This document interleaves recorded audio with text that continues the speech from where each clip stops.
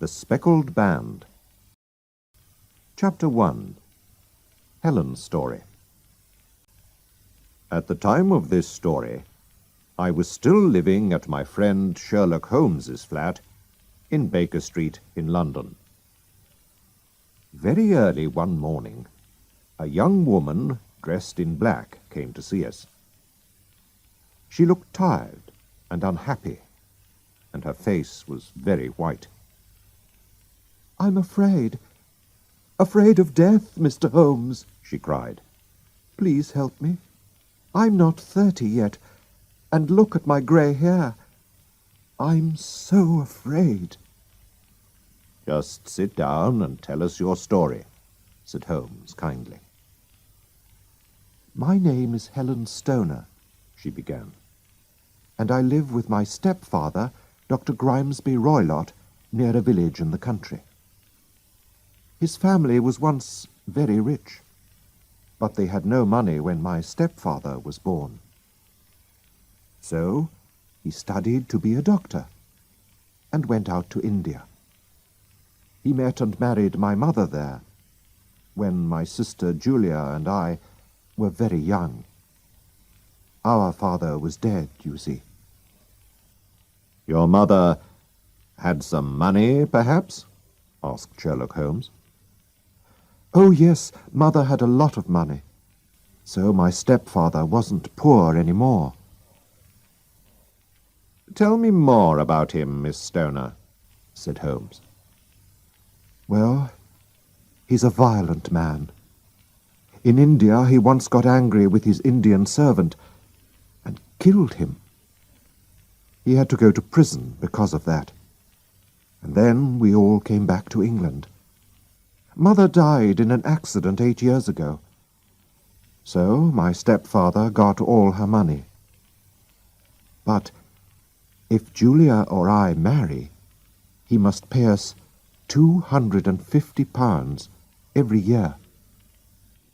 "And now you live with him in the country," said Holmes.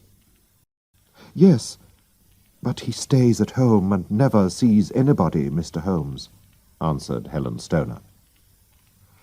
"He's more and more violent now, and sometimes has fights with the people from the village. Everybody's afraid of him now, and they run away when they see him. And they're also afraid of his Indian wild animals, which run freely around the garden.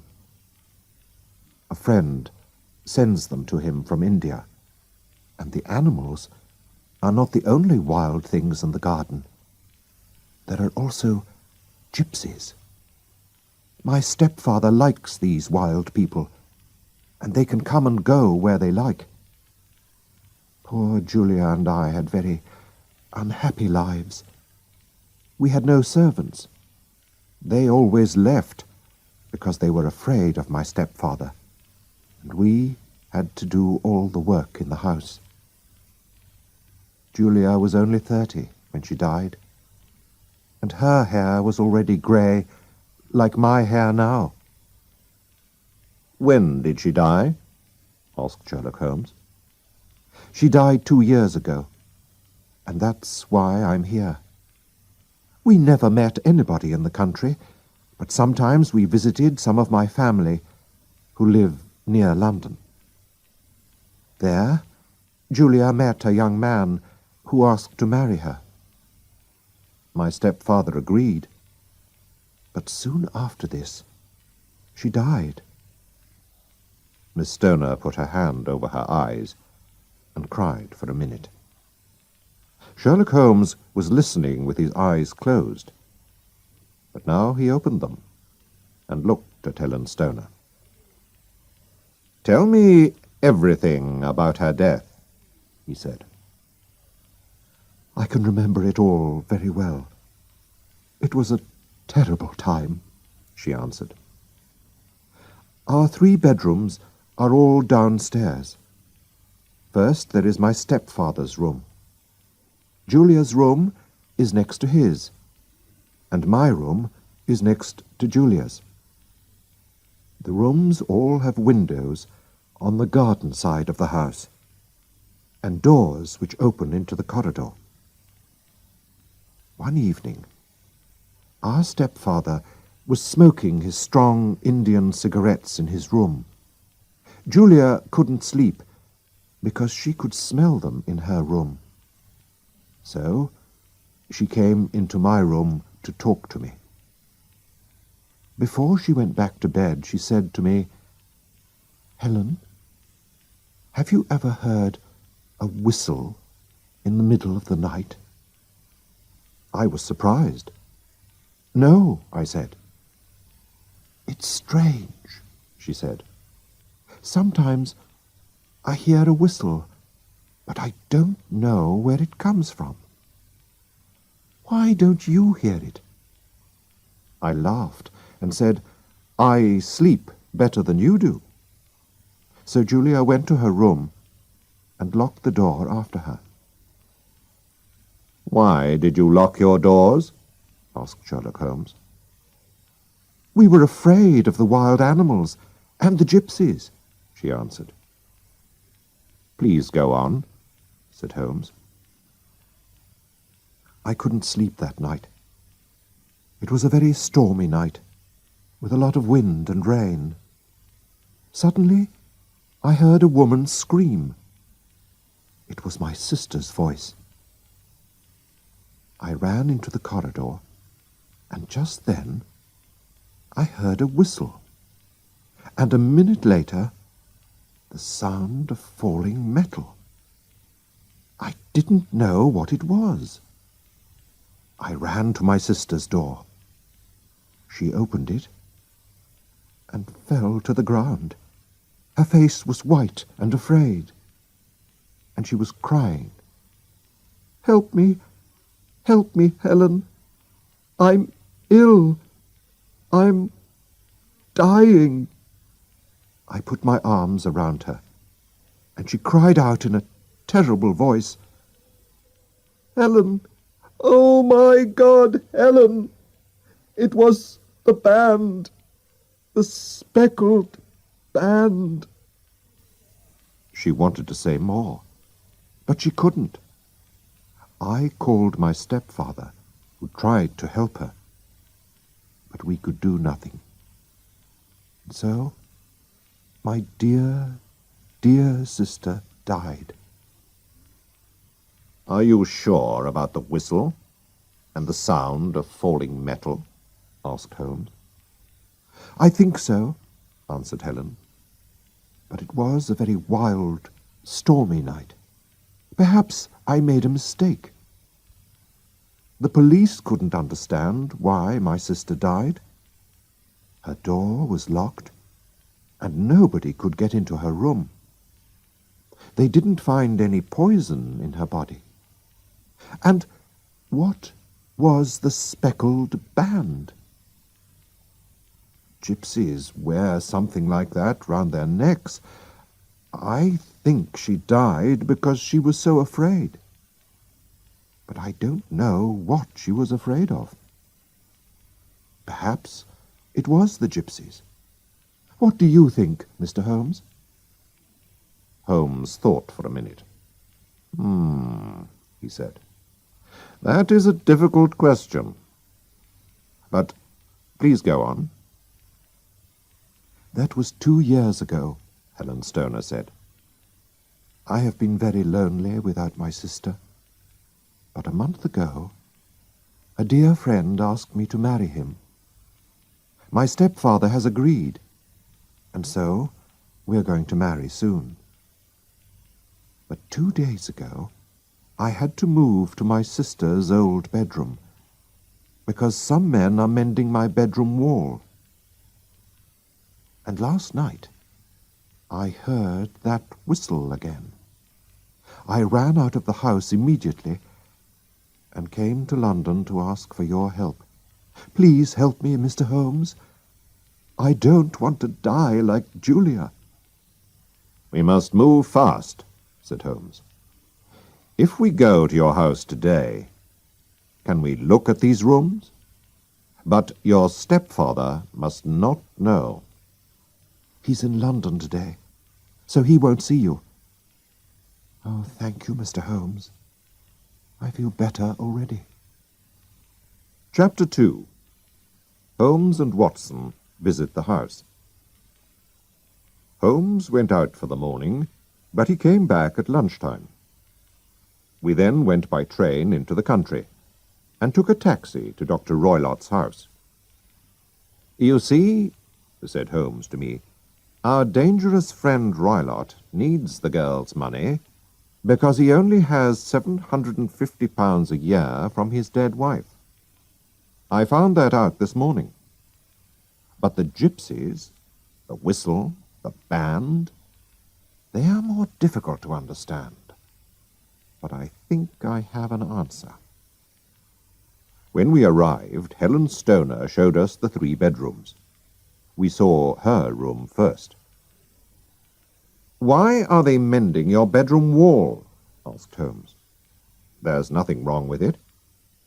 You're right, she said. I think it was a plan to move me into my sister's room. "Yes," said Holmes. We went into Julia's room, and Holmes looked at the windows carefully. "Nobody could come in from outside," he said. Then he looked round the room. "Why is that bell rope there, just over the bed?"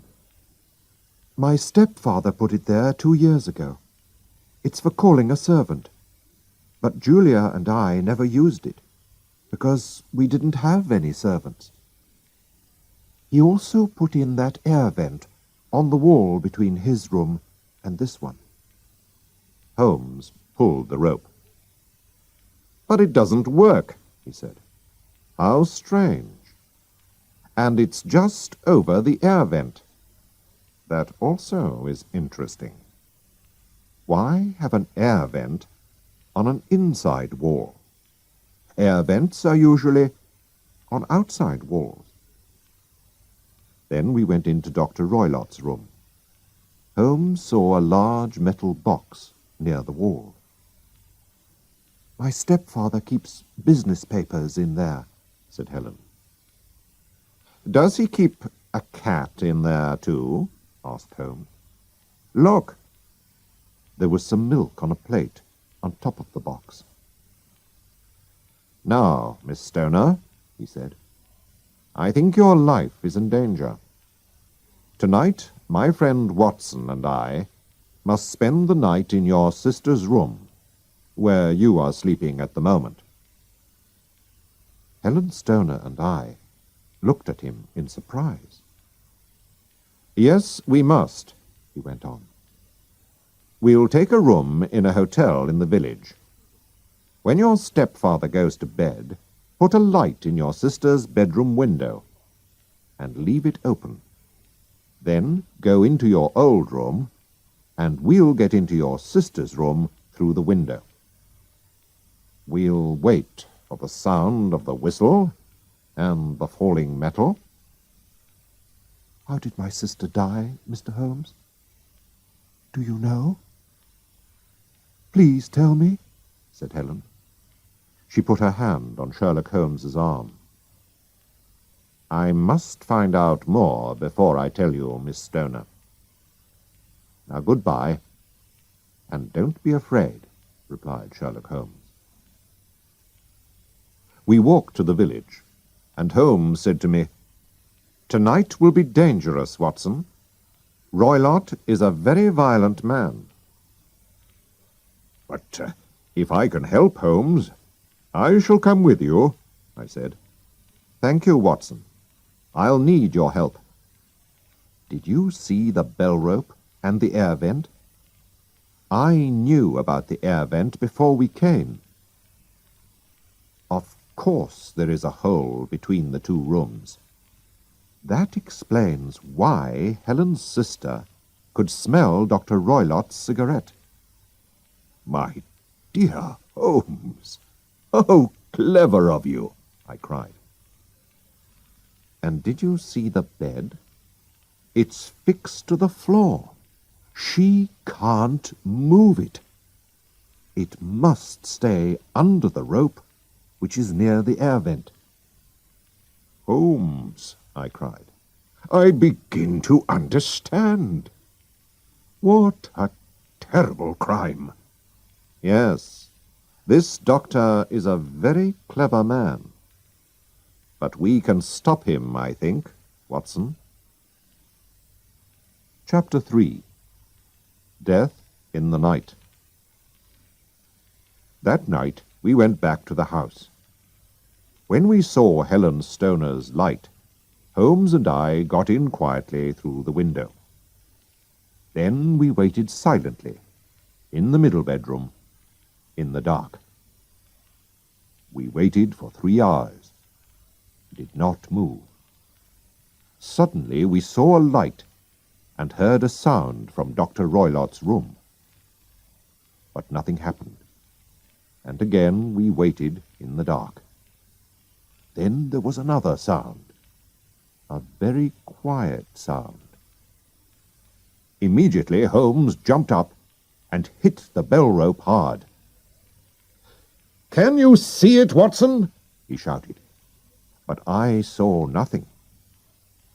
There was a quiet whistle. We both looked up at the air vent, and suddenly we heard a terrible cry in the next room. Then the house was silent again. "What does it mean?" I asked. My voice was shaking. "It's finished," answered Holmes. "Let's go and see." We went into Dr. Roylott's room. The metal box was open. Roylott was sitting on a chair. His eyes were fixed on the air vent. Round his head was a strange yellow speckled band. He was dead. "The band, the speckled band," said Holmes very quietly. The band moved and began to turn its head. "Be careful, Watson. It's a snake, an Indian snake, and its poison can kill very quickly," Holmes cried. Roylott died immediately. We must put the snake back in its box. Very, very carefully, Holmes took the snake and threw it into the metal box. "But how did you know about the snake, Holmes?" I asked. "At first, Watson, I thought that it was the gypsies. But then I understood. I thought that perhaps something came through the air vent, down the bell rope, and onto the bed. Then there was the milk. And, of course, snakes drink milk.